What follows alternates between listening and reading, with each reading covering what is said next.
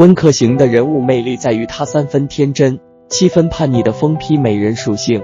虽然在剧里是个人人都畏惧的鬼谷谷主，冷血残暴的名声更是在江湖臭名昭彰。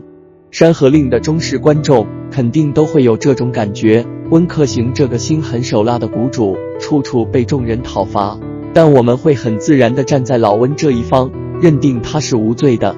却又说不上来真正的理由是什么。这次就为大家全面解析，为什么温客行身为万恶之源的鬼谷谷主，其实才是最无辜、最该被疼惜的江湖受害者，以深入的善恶逻辑来为老温洗脱被名门正派定下的种种罪行。在镜湖山庄的灭门案中，许多人都认定温客行也从中沾到了镜湖派门徒的鲜血。虽然是有人从中作梗，以鬼谷谷主的名义在闹事，温客行非但没阻止，还亲临现场凑热闹。所以张成岭遭受到的惨剧，温客行无论怎么狡辩也脱不了关系。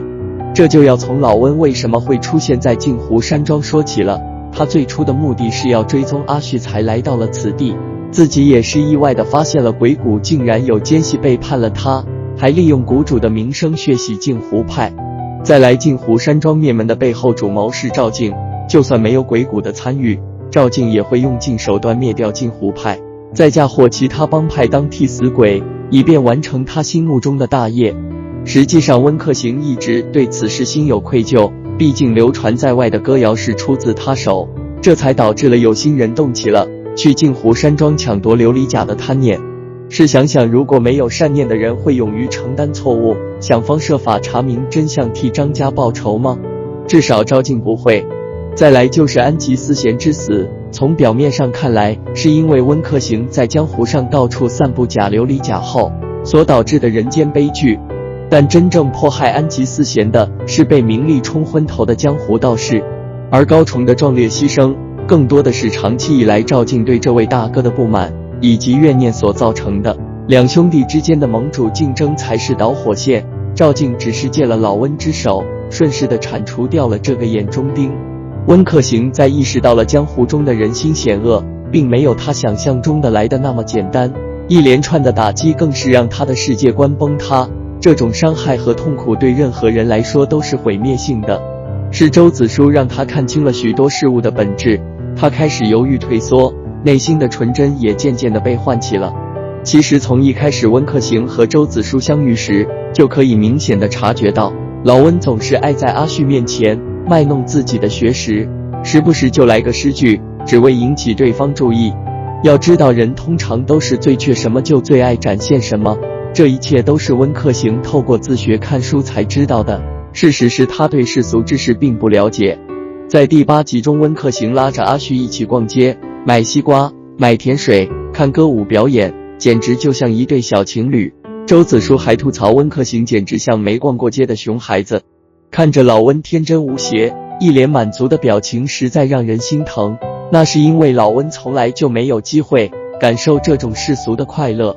他本是神医谷后人，一家3口本可以幸福地生活，无忧无虑地长大，却因为江湖之争痛失双亲，沦入鬼谷。一个8岁的小孩要在鬼谷过着生不如死的日子，在这样弱肉强食的残忍条件下，小白兔也要被迫成为大野狼才能生存下来，更别说要行善积德，因为在这里根本就不需要。所以当大家看见他亲手灭了白无常时，都觉得他太冷血了。但要在鬼谷说人情，那谁来同情老温呢？身为谷主，自然是被人时刻盯着，只要一有机会，所有人都会立刻置他于死地。就比如长蛇鬼当时让温客行陷入幻境时，也是动起了歪念，想借由要人清除掉自己的上司。再来无常鬼、开心鬼、极色鬼和黑无常也在暗自中秘密与赵静和蝎王合作，他们本就心术不正，一直处心积虑地瞒着温客行，干了许多卑鄙的勾当。所以白无常的牺牲不能说是无辜，对恶鬼讲人情只会为自己带来杀身之祸。老温自然深知这点，亲手解决白无常，也只是间接地警告这4人，谁才是鬼谷真正的主人，也能提升威望。而温客行最让人心酸的就是不敢追求自己的幸福，不合时宜贯穿了他的一生。温客行知道周子舒就是他一生的知己，却每次在紧要关头时临阵退缩。在他的内心深处，一直有着难以磨灭的恐惧。在潜意识里，老温其实对鬼谷谷主的身份有些抗拒，甚至感到厌恶。他所有的怯懦和后退，都只是对自己过去的自卑。老温不敢想象阿旭和程岭知道了自己真实身份后的反应，所以才采取了被动的方式回避。但温客行从来就没有存心欺骗他们。在17集中两人敬酒聊心之时，老温就对阿旭说了一句：“不是假的，是真的。”再到18集的那个晚上，老温有些气愤地对阿旭说道：“你直接问，难道我不会打你吗？”从这里就可以知道，如果阿旭猜到了他的秘密，他也会对阿旭坦白。温客行只是还没建立起足够的自信，选择了被动式的回复。一直来到了33集的假死设局，温客行以4季山庄弟子的身份与赵静比武论剑，最终也成功的把这个仇家彻底击垮。但武林大会中那些利用正义之名当幌子的名门正派却要讨伐谷主，虚假的嘴脸暴露无遗。这些人或多或少都是导致神医谷惨死的帮凶，却仍然不自觉自己曾经犯下的罪过。温客行才是那个最有资格向当场所有人讨债的受害者。20年前累积下来的旧恨新仇，让他伤痕累累。他从一开始就抱着玉石俱焚的念头，原本可以掀起腥风血雨，与这些江湖中人同归于尽。但为了和阿旭过上平静的生活，老温选择了放下，从此不问江湖事。所以温客行和周子舒一样，都是这世上最善良的人。但温客行的善良非但没得到这些名门正派的领情，还为他带来了前所未有的杀身之祸。以清风剑派为首的莫怀阳，在仙王的诱导下，带领着江湖众人吸血鬼谷，又像当年他们为了得到琉璃甲和五窟钥匙那样，不惜牺牲了老温的父母。历史再次重演，鬼谷里温客行相依为命的亲人阿香，不幸地死在了莫怀阳手中。所谓的善有善报，恶有恶报，在这一刻似乎又再次失灵了。这次温客行不惜一切铲除掉莫怀阳这个虚伪的老贼，无论怎么看都合情合理。敌人都杀到门前了，再不还击，让恶人血债血还的话，怎样都说不过去吧。该报的仇都报了，但不该走的人最终却都走了。温客行想放下江湖重新开始，但这江湖却还是不想放过他，一次次的因为人们无止境的贪欲，让他痛失挚爱。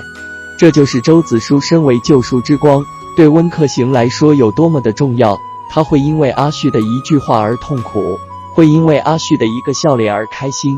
身边的人一个个都走了，他也实在没有继续活下去的理由。但为了阿旭，他想要活下去，他想要找到一条回人间的路，想要成为阿旭身上的那道光，才一直撑到最后，就算牺牲自己也要通过6合心法把阿旭救回来。最终这样的双向奔赴也得到了回应。当他身穿仙气白袍再次出现时，身上多了一份温润稳重，少了当初的疯批杀气。他无需再有任何掩饰，无需再有任何执念，也无需再有任何负担，如愿以偿的与周子舒厮守终生。龚俊可说是饰演温客行的不二人选，不只能把老温前期的风流倜傥拿捏到位，也把后期的脆弱感诠释得扣人心弦。早期的龚俊也出演过许多偶像剧，但都没有掀起热度。就连龚俊自己也说，在《山河令》还未爆红前，自己就是个小透明。幸运的是，龚俊遇到了温客行这个他梦寐以求的角色，他也毫不掩饰地表达了自己对温客行这个角色的喜爱。龚俊在采访时说过，自己试了4段戏，最后才敲定了角色。这是因为龚俊在外形上与角色的适配度很高，但四肢却不协调，这在后期拍摄打戏时可能会有一些障碍。不过事实证明了龚俊的优秀，他天分极高，领悟力强，许多的经典镜头龚俊都处理得非常好。龚俊自身的领悟也为温客行这个角色注入了灵魂。他天真又邪魅，强大又自卑，纯善又纠结，各种对立的特质集结于一身，才让如此多面又复杂的角色显得立体鲜明。在老温的世界里，阿旭是他的救赎之光，而他纯粹又澎湃的爱意，又何尝不也是温暖了周子舒的心呢？非常感谢大家的收看，如果喜欢记得订阅、按赞和分享，我们下个影片见。